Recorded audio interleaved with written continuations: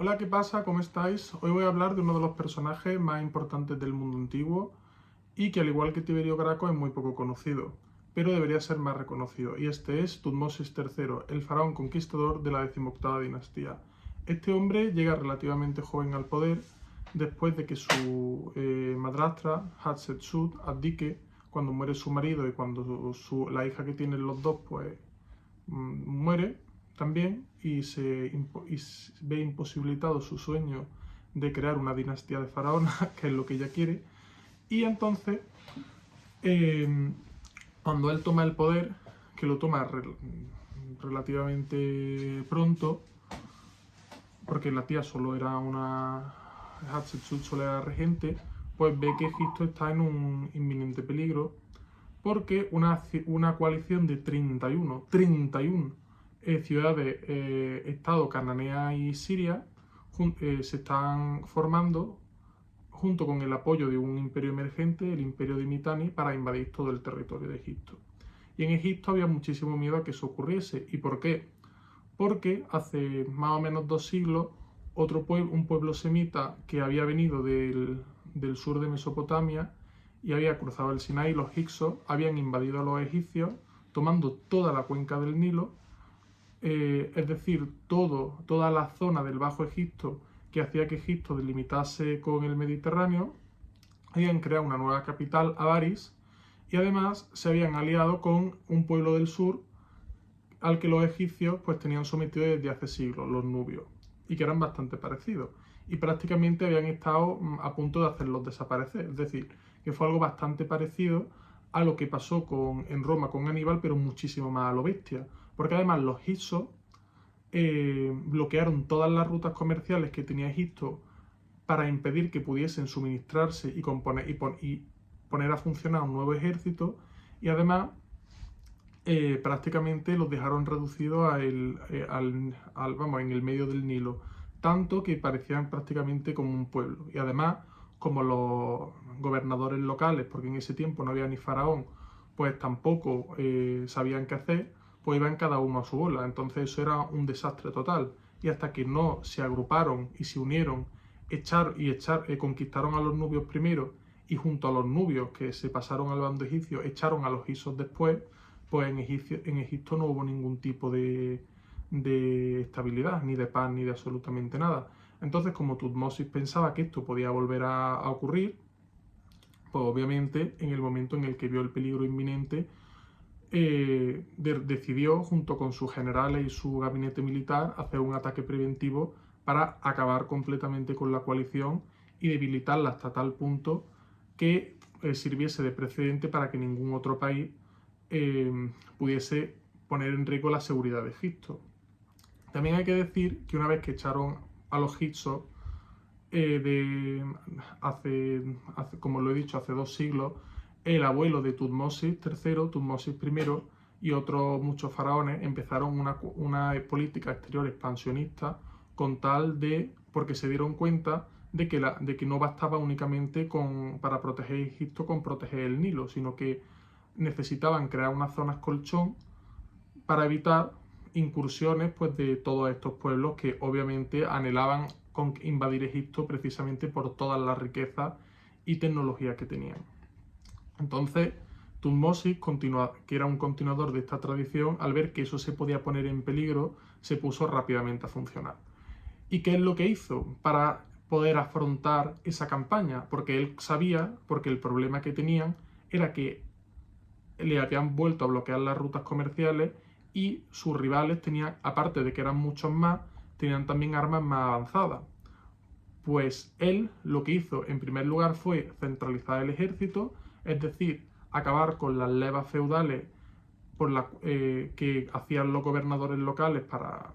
cada vez que había un conflicto para defender el territorio, y creó agrupando a los, a los soldados en pelotones de infantería y en compañía, y después creó una guardia de élite preparada para afrontar y tomar las posiciones más complicadas. Mejoró el arco, pasando del arco que tenían al arco compuesto, que era mucho más reforzado. Todo esto, evidentemente, empleando lo que le quedaba de los hicsos, Y después crearon un carro muchísimo más ágil que podían transportar 2 personas y con giros más cerrados que impedían pues que en la mitad de una batalla pues volcase, y también pues que fuese muchísimo más que pudiese ir mucho más rápido y diese mucha más estabilidad para que los arqueros pudieran disparar mejor. Bueno, pues ahora con todo preparado, él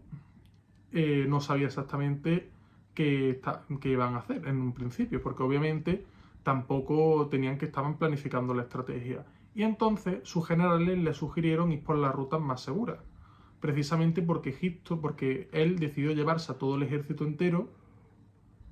y obviamente pues transportaba un gran ejército, sobre todo tan lejos, porque estamos hablando como casi más de 1000 kilómetros de distancia, casi 3 semanas de camino, pues por sitios complicados pues iba a ser un despropósito, sobre todo teniendo en cuenta que llevaban carros, miles de hombres y de todo. O sea, que es que prácticamente es como si estuviesen llevando la guerra a su territorio, como hizo Aníbal, básicamente. Intentar llevar la guerra a su territorio antes de que la guerra llegase a ellos. Pero Tutmosis fue más inteligente y sugirió que en lugar de ir por esas rutas, que seguramente estarían vigiladas por los enemigos, coger un sendero, un angosto desfiladero, que era muchísimo más peligroso y arriesgado, pero que al serlo nadie sospecharía pues que ibais por ahí y eso le permitiría pues coger a los ejércitos de la coalición por sorpresa. Obviamente, al principio una cierta oposición, pero al final se acabó imponiendo la decisión del faraón. Y lo que hicieron fue empezar a ir prácticamente por el sendero, el desfiladero de Asura, que es así como se llamaba, y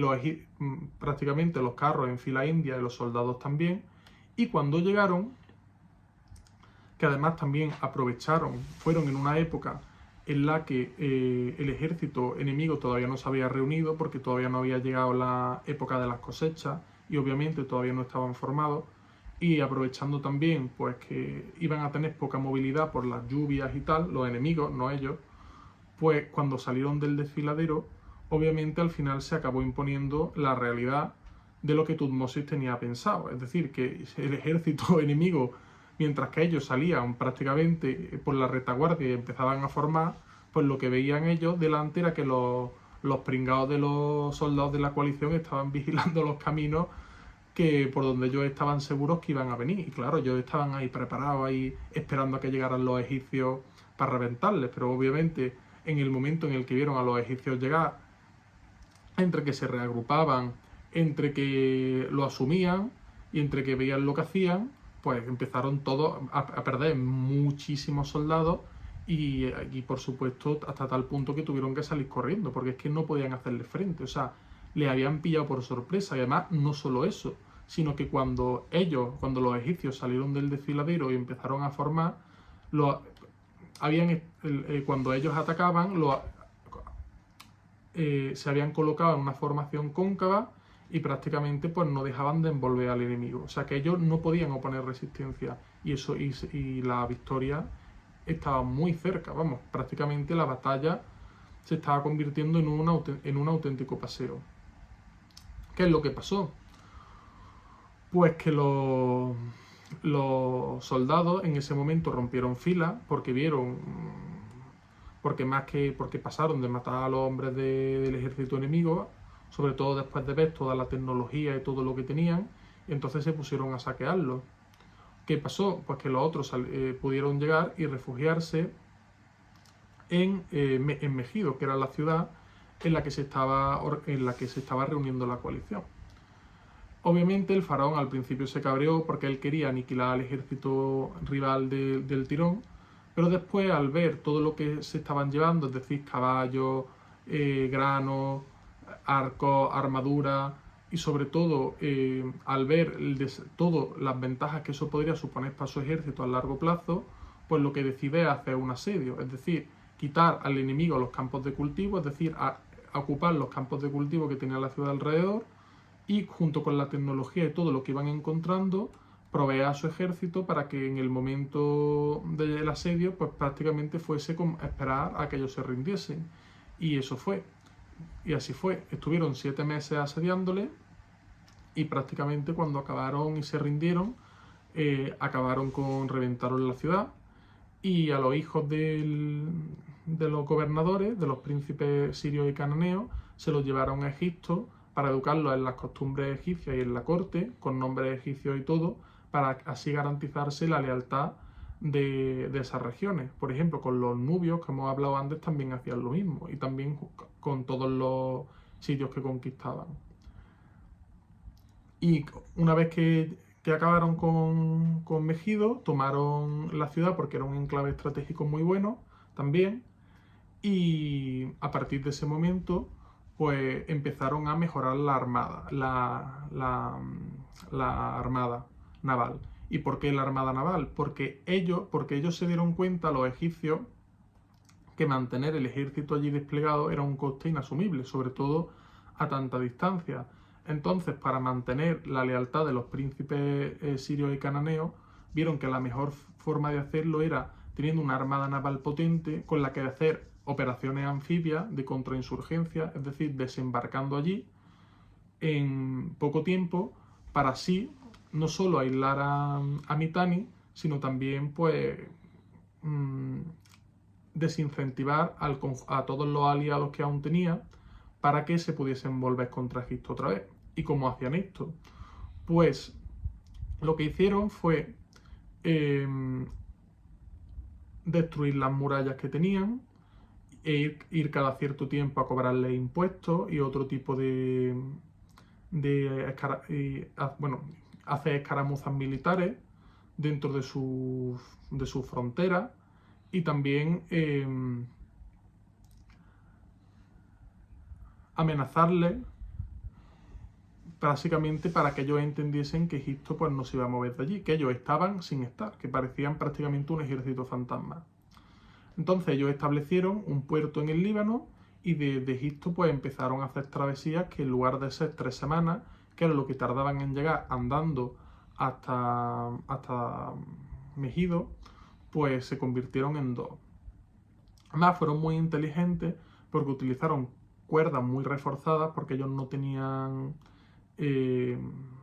quillas ni absolutamente nada, para que así la ola pues no tirasen el barco y simplemente pues pudiesen seguir navegando sin ningún tipo de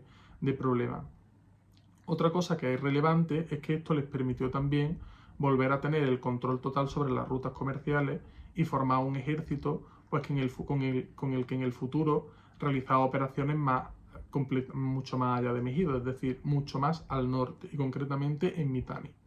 que es lo que los egipcios hicieron. Una vez ya que empezaron, que tenían un ejército en condiciones, pero una cosa que era el doble de lo que tenían antes, decidieron que iban a atacar Mitanni. ¿Y cómo lo hicieron? Pues Tutmosis lo que hizo fue transportar una cantidad ingente de hombres hasta Megido, allí conseguir todos los materiales posibles para empezar a construir barcos a la mitad, es decir, barcos a los que únicamente lo que les faltaba era ensamblarlos, y para llegar hasta el Éufrates, como no había ríos, ni lagos, ni tampoco nada que pudiesen utilizar, pues lo que hicieron fue transportar el material en bueyes hasta allí. Y en el Éufrates, cerca de allí, montaron los barcos y cruzaron el río. Obviamente al ejército de Megido esto les tomó totalmente por sorpresa, porque lo último que se esperaba es que los egipcios le fuesen a atacar de forma tan inesperada y que ellos no se hubieran enterado de nada. Y obviamente la batalla que tuvieron allí pues duró medio telediario. Arrasaron todo el este de Megido, de Mitanni, y después el faraón Tutmosis hizo una estela, que una estela era como una especie de obra arquitectónica vertical en la que los egipcios utilizaban generalmente los militares, los generales, para representar y contar pues los logros militares que habían conseguido. Y eso es lo que hizo. Después, cuando ya a la vuelta, para celebrarlo, lo que hicieron fue una cacería de elefantes, en la cual murieron 120 elefantes, porque a Tutmosis le gustaba mucho cazar. O Eso era casi una tradición entre los faraones egipcios. Y hubo una anécdota muy graciosa en la que uno de sus generales pues presumió de cortarle la trompa a un elefante simplemente porque le había atacado al faraón. Bueno, pues ¿qué es lo que pasó? Que Tutmosis, ya que estaba tranquilo porque pensaba que había traído la estabilidad a la región, pero Cádiz, que era un estado así cananeo, pues se volvió a poner de parte de Mitanni, y eso hizo pues que tuvieran que hacer 2 campañas más. 2 campañas en la cual tomaron 3 ciudades, cortaron todos sus árboles y arrasaron sus campos de cultivo para garantizar que no le iban a volver a tocar las narices a los egipcios. Cuando por fin llegaron a Egipto, para evitar que Mitanni pudiese volver a ser una amenaza, pues lo que hicieron fue una política de desgaste en la cual cada cierto tiempo, más bien durante 17 años, pues los egipcios iban a estar allí todos los años dando por saco para extenuarles y que no pudiesen prácticamente ni respirar, atacando su frontera, haciendo campaña en Siria y en el Líbano. Es decir, que lo que iban a enseñarles los egipcios era quiénes mandaban, qué fuerzas tenían y al extremo al que iban a ser capaces de llegar sus fuerzas militares con tal de que que no les volviesen a tocar las narices. O sea, él llegó y prácticamente dijo que con Egipto no se jugaba y se convirtió Tutmosis III en la peor pesadilla de Mitanni. Y después con los siguientes generales fue exactamente igual. Este general tenía además la característica, este faraón, de que como él siempre había sido soldado, era una persona que era muy justo con su hombre, repartía todo con mucha equidad y no permitía ningún tipo de abuso. Entonces, eso generó también una gran lealtad entre sus oficiales y sobre todo entre los soldados, que realizaban informes cada vez que tenían problemas, porque estaban totalmente seguros de que el faraón iba a ponerse de su lado y por supuesto escuchar sus réplicas, como así pasaba, llegando hasta el punto de que los oficiales tenían hasta miedo de no cumplir órdenes o de prácticamente atreverse a abusar a cometer cualquier tipo de abuso, porque sabía que los siguientes iban a ser ellos. Los siguientes años, que fueron prácticamente los últimos, porque Tutmosis la verdad es que estuvo la mayor parte de su vida, tuvo casi 50 años en el trono y la mayor parte de esos años estuvo luchando fuera de Egipto, se dedicó a hacer grandes obras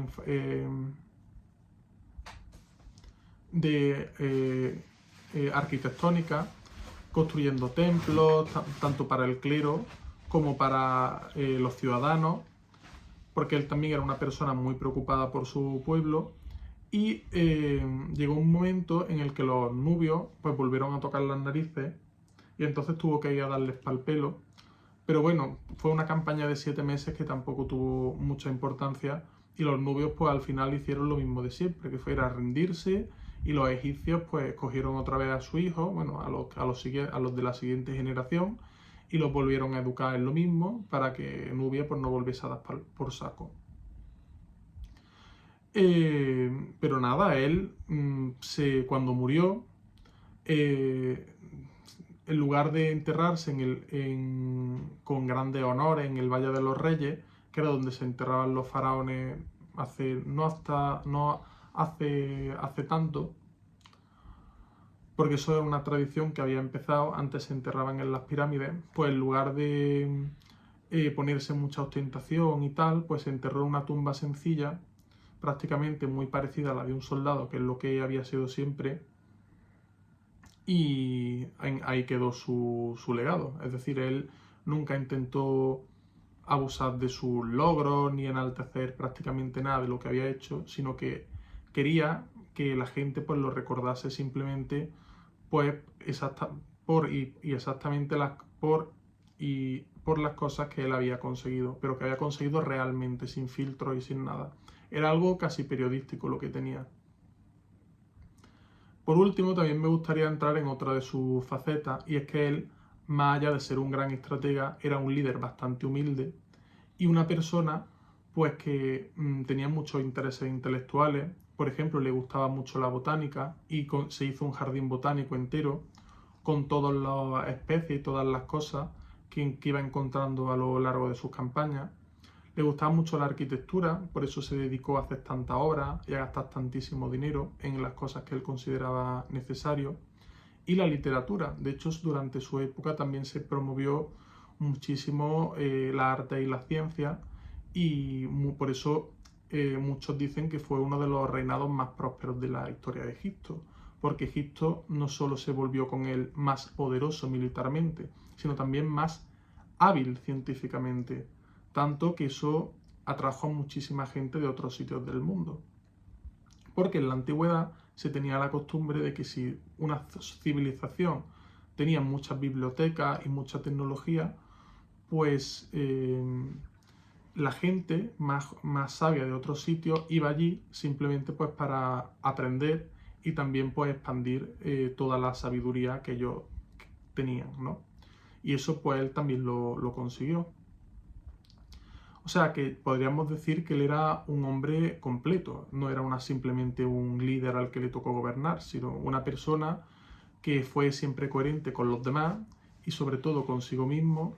y que intentó llevar sus capacidades intelectuales y de gobernanza pues todo lo lejos que pudo, con tal de proteger lo que él quería realmente, que era su país y a su gente. Es decir, era una persona comprometida y desde luego con una moral y unos principios inquebrantables. Así que yo creo que como gobernante debería ser alguien mucho más reconocido y por supuestísimo pues mucho más recordado, ¿no? Porque históricamente tendemos a recordar a personas que no son tan importantes, pero que nos han metido con calzador, y después vienen este tipo de monstruos de la política, ¿no?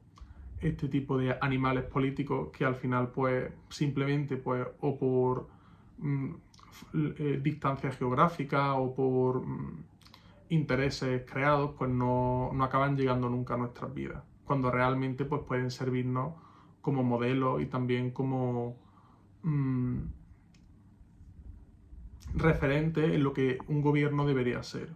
Y yo creo que él hizo una labor extraordinaria. Bueno, así que esto es todo, espero que os haya gustado el vídeo, que hayáis aprendido mucho de este hombre, que eso es lo más importante, y que tengáis interés pues, en informaros sobre él. Yo para documentarme he cogido la obra de un egiptólogo que se llama Richard A. Gabriel, y que la verdad está bastante bien documentado, donde viene cada uno de los periodos de su vida, y se llama Thutmose III, Egypt, Warrior, King and Empire Builder. Y vamos, podéis encontrarla perfectamente en PDF. Pero si puedo voy a intentar juntarla en la descripción para que aquellos que estéis interesados pues podáis echarle un ojo. Y sí, está en inglés, pero se puede traducir al español perfectamente. Así que bueno, eso es todo y nos vemos.